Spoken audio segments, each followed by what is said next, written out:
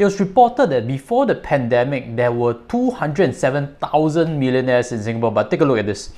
Reported by Credit Suisse, Global Wealth Report 2021, the number of millionaires in Singapore now is estimated at 270,000.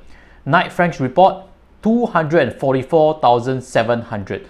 So everybody is estimating, but nonetheless, the consensus is the amount of millionaires should have grown by at least 20 or 30%. So it really works. A crisis, after a crisis, that's where more millionaires are born. So every crisis is really an opportunity. Now, if you count it out, what does it actually mean? That means every one person you meet out of 20 is actually a millionaire. But also, if you go to a coffee shop, there are not like that many millionaires around. No disrespect to that, but generally you see like the elderly folks are probably not millionaires. On the contrary, if you go to a restaurant, I actually visited a Blue Ginger, a Nonya food restaurant, pretty recently, and I realized the elderly over there, they were nicely dressed. So I guess each and every table there probably is a millionaire. So it really depends on where you're looking at. So the big question is, where are all the millionaires, correct? And Singapore is one of the richest countries. And the key part is there's no estate tax in Singapore, which means if you are a millionaire, you can really pass on that wealth to a next generation, and so on and so forth. So really, in Singapore, it's really a good place to be for millionaires. But if you think about it also, $1 million now is kind of like 500,000 20 years ago, because there's so much inflation, correct? It's not uncommon really to really see millionaires these days. And that's why Bruno Mars has this song, I wanna be a billionaire, so freaking bad. Billionaire. Millionaire is probably not as uncommon as 20 years ago. So it's really about billionaire. Billionaires are rarer. I think there's like 3,000-4,000 billionaires in the world. And very recently also, Mr. Forrest Li, CEO of SEA Limited, Shopee, right? So he is now net worth $26 billion.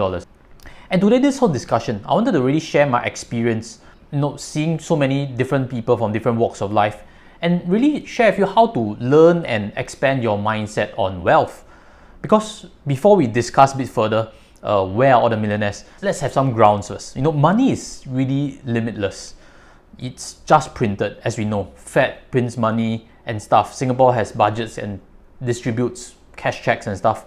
It's really a game. So hopefully we don't feel too emotional about it unnecessarily. And some people, they start off as millionaires because their parents, like I said just now, there's no estate tax. They pass on a wealth to the generation itself. So some people start off wealthy, some people don't start off wealthy, some people in poverty, a difficult situation.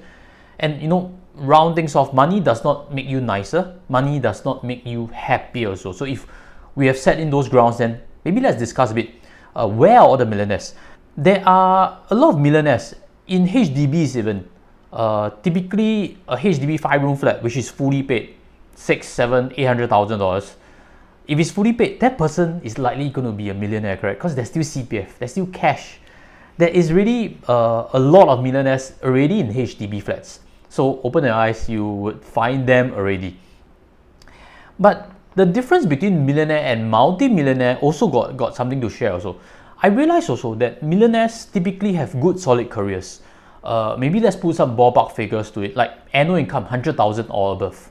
They have been diligent in working and diligent in saving up. And it's actually not difficult. You think about it.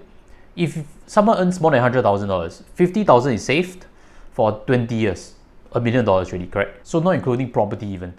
Or the other point is, if the person is saving say 30,000 and is investing, then still with 20 years can kind of get to $1 million really. So there are already millionaires in HDB flats. So what's the difference between a millionaire and a multi-millionaire?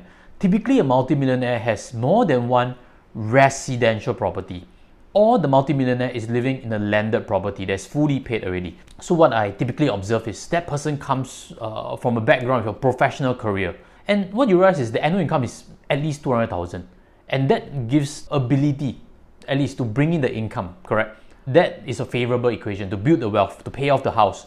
And that's why when we see, if you Wikipedia what is Singapore's government pay, you realize that it's proposed for government officials at 2/3 the average principal earned income of the top 4 earners in professions accounting, banking, engineering, law, local manufacturing, and multinational corporations. And that number that they came up with, more than $1 million annual income. So the investable amount is also different from a millionaire in the HDB. And just a quick tip where to recognize one. When you receive ang paos, you will see where the person got that ang pao from. And typically, if you see the person is banking with a private bank, then likelihood there's substantial amount of savings there. Is typically how people also convey where they bank. So that's a quick tip where to see. But again, our principles is money does not make you happier, money does not make you nicer. It's just understanding where are all the millionaires at. And that's why I have these two questions for you. The first one, after discussing this whole point, if Singapore has no estate tax right now, should we implement estate tax? Maybe for amounts above $1 million, which means, for example, if a deceased pass on a $1.1 million home to the next generation, that $0.1 million should be taxed. At least it taxed the wealthy, correct? Or a multi-millionaire with 10 million assets, 9 million gets taxed at some percentage. Do you support that or not? Because there is also a flip side to it. If you start taxing on estate, Singapore does not look as attractive as Monaco or Hong Kong, which I'm not wrong, does not have estate. But US has estate duty. If you buy US stocks, do note also, if you pass away, certain portions could be taxed. So do be familiar. But the key question is, do you support estate tax, especially for above a certain amount of wealth passed to next generation? And the second question I have for you today is, if you're not a millionaire right now, what plans have you to ensure that you have enough for retirement? Because retirement depends on what kind of expectation you have with expenses, correct? What are your plans to ensure that you have enough? So leave in the comment section. This is a discussion podcast. I would like to hear your point of view and really learn from each other what are different viewpoints. So if this interests you, smash on like, smash on subscribe. I'll see you next podcast. I'll sign off from here. Take care and goodbye.